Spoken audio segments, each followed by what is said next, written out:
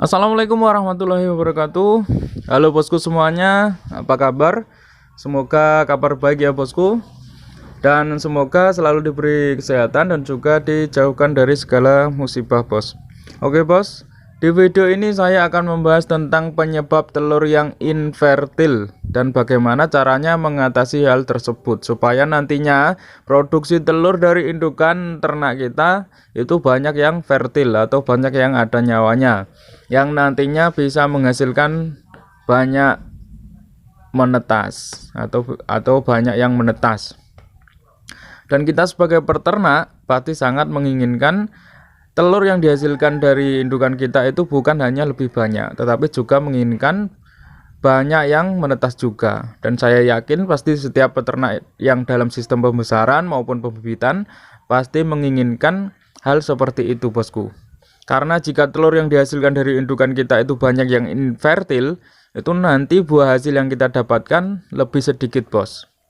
Kita sudah mengeluarkan modal pakan banyak, tapi hasil produksinya sedikit. Jadi hasil yang kita dapatkan kan tidak sesuai target harapan gitu bos. Dan ini yang perlu dipelajari untuk para peternak bos. Ya memang itu semua tergantung rezeki, tapi tetapi maksudnya kan materi dan praktek kan juga perlu diterapkan bos. Karena setiap beda materi dan praktek itu hasilnya juga pasti akan berbeda bosku. Jadi seperti itu bos. Oke, untuk mengenai penyebab telur yang banyak infertil itu maksudnya telur yang tidak ada nyawanya. Jadi misal di ngkrami indukannya sendiri atau ditetaskan di mesin tetas, itu tidak akan bisa menetas bosku, karena memang dari alam tidak ada nyawanya, dan itu biasanya disebut dengan infertil. Dan penyebab utamanya itu dari genetik indukannya bos. Yang pertama dari pejantannya, yang spermanya kurang bagus dalam pembuahan. Jadi misal birahinya ini sudah gede, sehari bisa iwi-iwi 100 kali, ini misal ya, sehari sudah sering iwi-iwi lah intinya. Tapi kalau spermanya dari sang pejantan ini kurang bagus, maka hasil telurnya nanti juga kurang bagus dan banyak yang infertil bos. Dan penyebab sperma pejantan kurang bagus ini disebabkan faktor usianya bosku. Biasanya usia pejantan itu terlalu muda dan juga terlalu tua. Dan usia berapa sperma pejantan itu sudah mulai bagus? Sperma pejantan mulai bagus itu di usia 9 bulan ke atas. Kalau di bawah 9 bulan itu masih kurang bagus. Dan biasanya pejantan umur usia 7 bulan sampai 8 bulan itu adalah pejantan yang masih dalam masa-masa ajaran iwi-iwi. Masih dalam ajaran iwi-iwi bos. Atau masih belajar iwi-iwi lah. Jadi hasil pembuahannya itu kurang maksimal. Lalu jantan yang terlalu tua itu biasanya di usia 3 tahun ke atas.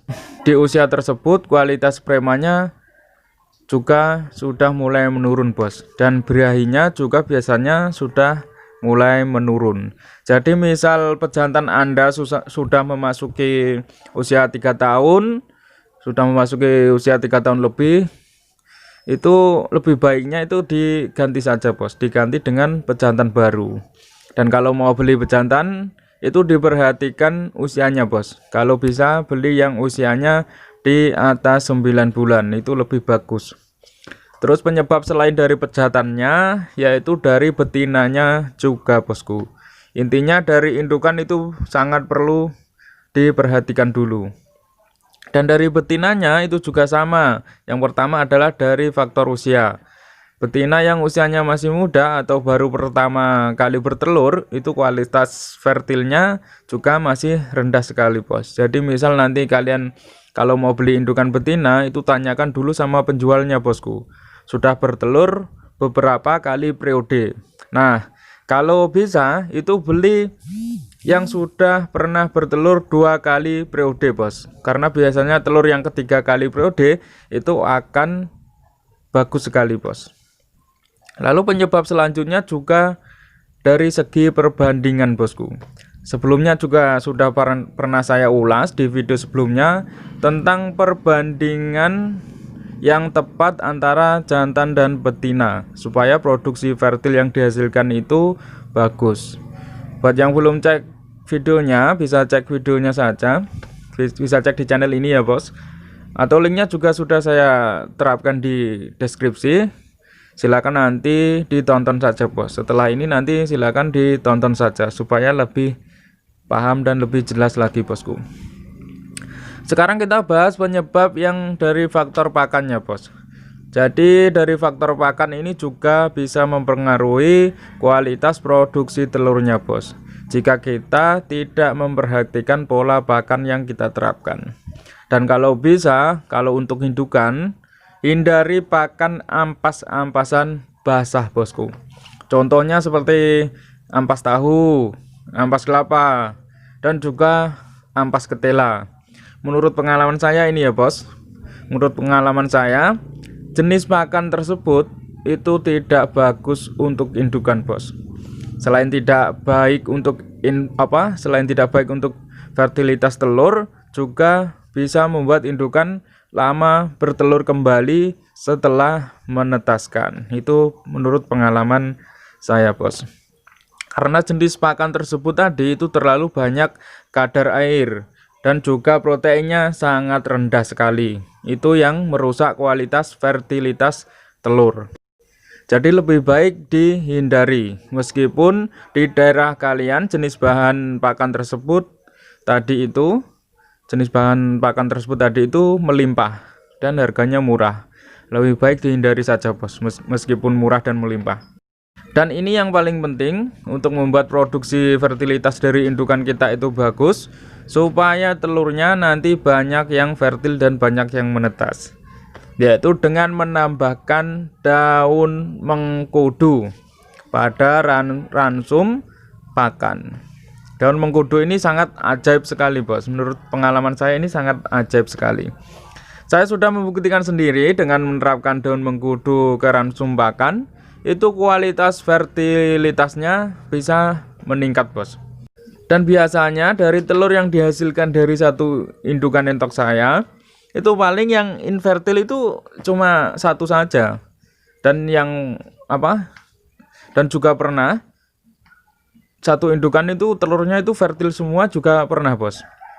Dan jarang sekali telur dari satu indukan itu yang infertil atau tidak ada nyawanya itu 2 butir, itu jarang sekali bos. Rata-rata itu cuma 1 butir yang tidak ada nyawanya, yang infertil itu. Setelah daun mengkudu ini sering saya terapkan ke ransum pakan bos. Buat yang belum tahu daun mengkudu itu seperti apa, kan saya tunjukkan pohonnya bos. Mungkin di daerah kalian itu namanya berbeda ya.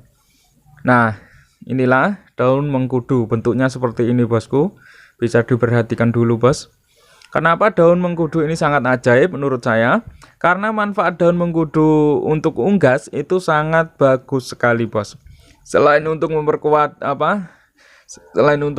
daya tahan tubuh supaya tidak gampang terserang penyakit, daun mengkudu juga bisa membuat produksi telur pada indukan itu meningkat.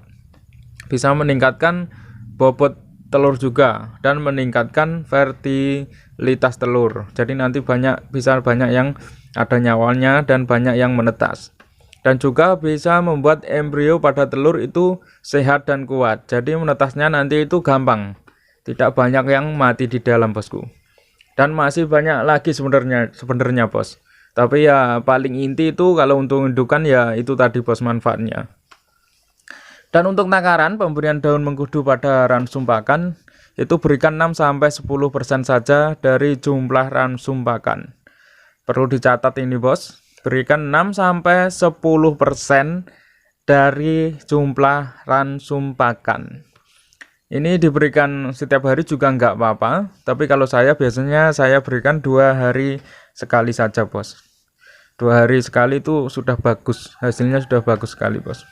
Dan mungkin ada yang bertanya, buahnya boleh diberikan apa tidak bos? Kalau bolehnya itu boleh dan efeknya juga bagus.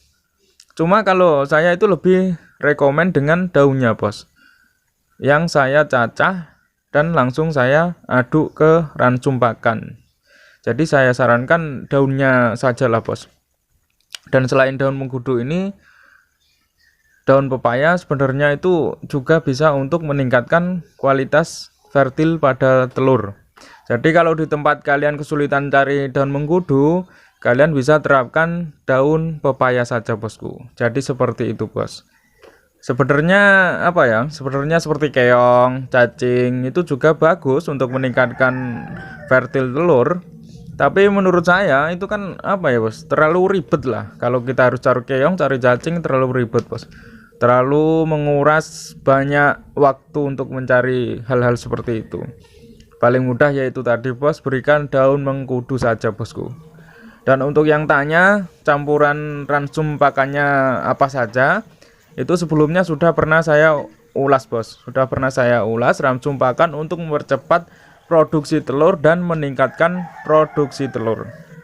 Buat yang belum nonton videonya bisa dicek saja videonya. Linknya juga sudah saya sediakan di deskripsi. Nanti bisa langsung diklik saja bos untuk menonton. Oke bosku, jadi itu saja dulu materi yang saya bagikan hari ini. Semoga ini bermanfaat. Dan jangan lupa ya bos, untuk dibagikan videonya ke sosial media Anda, biar kita bisa saling berbagi kepada saudara-saudara yang lain bosku. Dan jangan lupa, buat yang belum subscribe, silahkan di like dan subscribe juga bos. Semua itu gratis bosku. Oke bosku, salam damai dan sampai jumpa kembali. Wassalamualaikum warahmatullahi wabarakatuh.